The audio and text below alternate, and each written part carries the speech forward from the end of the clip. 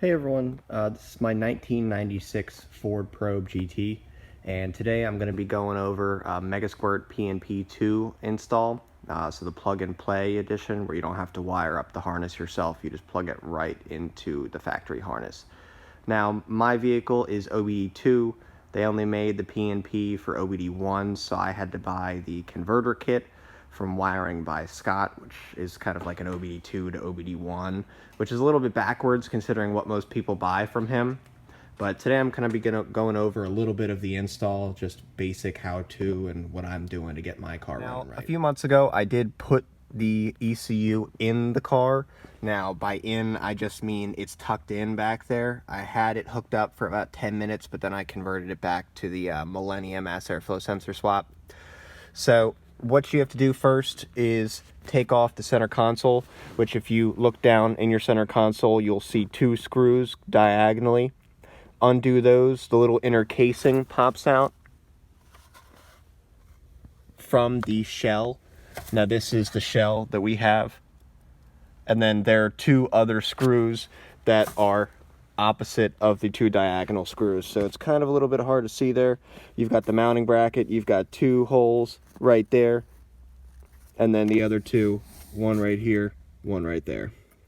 Now there's two 10mm bolts that need to be taken off. Now of course, to get to this easier, just pop the trim piece off right here. This literally just pops off. You can grab it on either side and it comes out. And then the trim piece around the dash also just pops right out. So I have all that stuff already taken off. It only takes a second. So I unbolted these two things. Now you can move this whole center rack. So what I usually do is unplug the cigarette lighter wiring here, because that kind of goes in between this obnoxious little holder area, which I don't understand the purpose of. Now it makes it a lot easier to access everything.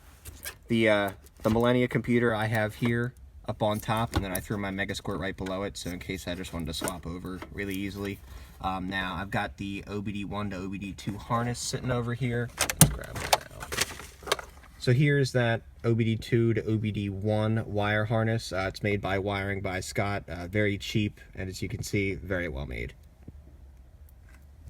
So on the back of the Megasquirt computers, it'll have one connector, I believe it's a DB9. Now this is like a serial port, so it'll go, you can plug it right into your computer. You'll have to have one end like the old joystick connectors on the PCs, something of that size, and then it'll go to USB, and then you can plug that right into your computer. This one is for the internal MAP, manifold air pressure, and then the one at the back is if you want to wire in individual stuff using the individual ports. Now, this has to get to the engine bay somewhere, so the best way to do it, as DIY says, is to go through your little grommet for your wiring harness. Now, if you remove this trim piece right below the glove box here, it kind of falls right down. You've got some clips holding it in on the back there.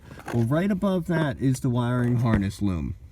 Now, I just cut a little hole with a knife, and now I'm gonna throw that vacuum line right through it. Okay, yeah, so now you can see my hose coming right through that wiring loom, or to the right of it, you know, same thing. So what they say to do is to kind of run it around the engine, like where the spark plug wires go, and then tee it in right here on the pressure regulator, right next to the fuel rail. So I'm not sure how easy your guys' hoses are to pull off.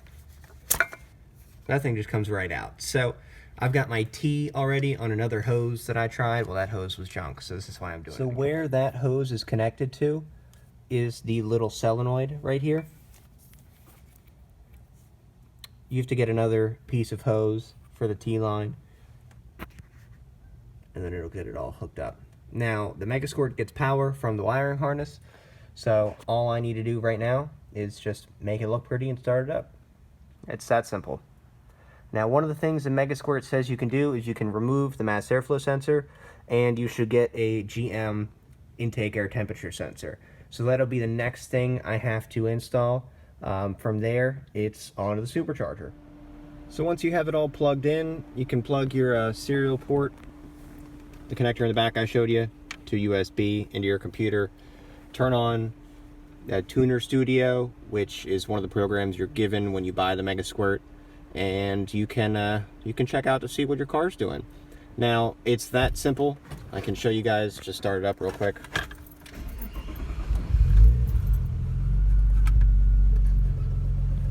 Now it's got all the different stuff up here so you can see what you're doing. Now the first thing they suggest is to switch on fixed timing, so you don't have the table timing messing with your ignition. Now I did that a second ago. Now the only thing left I really have to do is install the GM intake air temperature sensor and then confirm my timing, and from there it's on to boost.